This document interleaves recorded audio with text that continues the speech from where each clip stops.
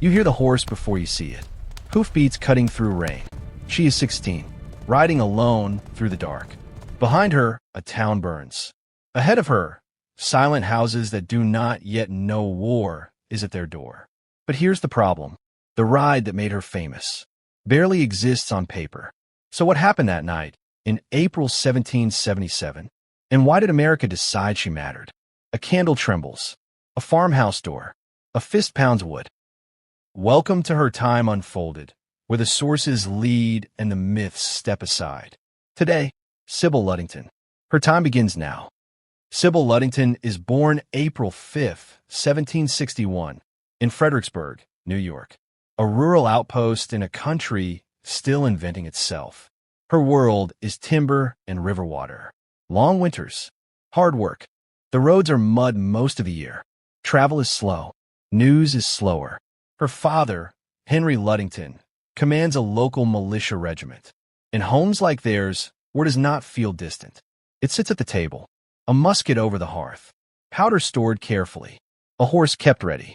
Sybil grows up around strategy and urgency. Men arriving with messages. Maps opened on rough wooden tables. Decisions made quickly. Courage here is practical. It does not announce itself. It works. In the spring of 1777, Danbury, Connecticut serves as a supply depot for the Continental Army. It stores food, uniforms, ammunition, and equipment meant to sustain the rebel effort. On April 25th, British forces land at Campo Beach and begin marching inland. By April 26th, they reach Danbury. They dismantle what they find. Supplies are burnt. Storehouses are destroyed. Smoke rises high enough to signal the scale of the attack. The objective is strategic: remove resources and weaken resistance. But fire also carries a message. It alerts surrounding communities that events are unfolding quickly. Militia riders move from farm to farm. They carry the alarm. Men leave fields, workshops, and hearths. They gather where they're told. They prepare as they can. In a war like this, speed determines response. According to later family accounts, a messenger reaches the Ludington home with news of the raid. He is exhausted. It is late. Rain falls. A knock sounds at the door. Inside, the household wakes. The message is urgent. Danbury has been attacked. Supplies burned. The British are moving. Colonel Henry Ludington begins rallying his men. But the farms and settlements under his command stretch across miles of rough terrain. Someone must alert them. Sybil Ludington, 16 years old, takes on that responsibility. The detailed version of her ride appears decades after the Revolution.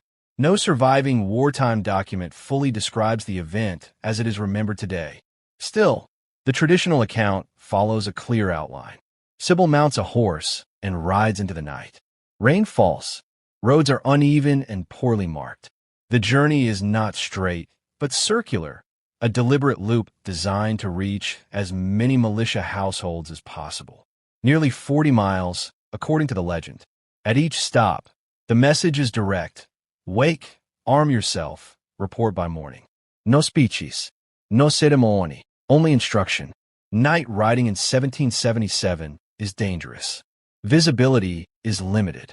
A stranger arriving after dark may be met with suspicion before recognition. The distance alone would test endurance. Yet by dawn, men begin gathering at Colonel Ludington's home. Mud clings to their boots from the night roads. Muskets rest in their hands, not raised, not fired. Held steady, a militia assembled. The story of Sybil Ludington's ride becomes more detailed as time passes. Not during the war. After it, it appears in print decades later. Expanded, retold, polished by memory. Historians notice something. No surviving wartime report describes the ride in full. No dispatch confirms the mileage. No contemporary diary preserves her exact words. The famous 40 miles? Debated. The precise route? Uncertain. The speech at each door? Unrecorded. And yet, absence is not erasure. Messenger rides were common. Militia networks depended on speed. Teenagers assisted in wartime efforts. Rural defense required rapid communication. Within that world, such a ride is plausible. What remains uncertain is scale. How far? How many doors? exactly what was said in the dark. History records events. It does not always record moments. History leaves gaps. Memory fills them. And in the space between documentation and tradition, something else begins to take shape. Not fabrication, not certainty, a legend. But history does not end in uncertainty. It moves. The British column withdraws toward the coast. Along narrow roads and wooded ridges, local militia forces gather, not to win a grand victory, to slow, to pressure, to make retreat costly. Engagements unfold near Ridgefield, along stone walls, through tree lines, across uneven ground. The revolution here is not decided in a single clash. It advances through persistence. Small actions accumulate. A warning delivered in time can mean the difference between surprise and resistance. An alarm can turn scattered farms into coordinated defense. Whether Sybil's ride unfolded exactly as later described, it fits the logic of the moment. Communication was the first defense. Speed was strategy. And in 1777, information moved at the pace of a horse. In October 1784, Sybil marries Edward Ogden, a lawyer. She becomes a mother. The war fades into memory, replaced by daily responsibilities. After her husband's death, she supports herself by operating an inn in Catskill, New York. Running an inn requires discipline and resilience. Survival becomes measured in ledgers, provisions, and steady work. As the years pass, Henry establishes himself as a lawyer and public figure. In 1819, Henry serves in the New York State Assembly. Later in life, Sybil moves to Unadilla, New York, where Henry is living and working. In her later years, Sybil applies for a widow's pension based on her husband's Revolutionary War service. Without a marriage certificate, her request is denied. Documentation determines recognition. Sybil Ludington dies on February 26, 1839, at 77 years old. She is buried in Unadilla, New York. After her death, the story expands. It appears in print. It circulates in classrooms.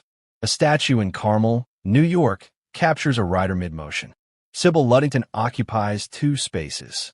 In the archive, where evidence is weighed carefully, and in public memory, where a young rider carries warning across darkened roads.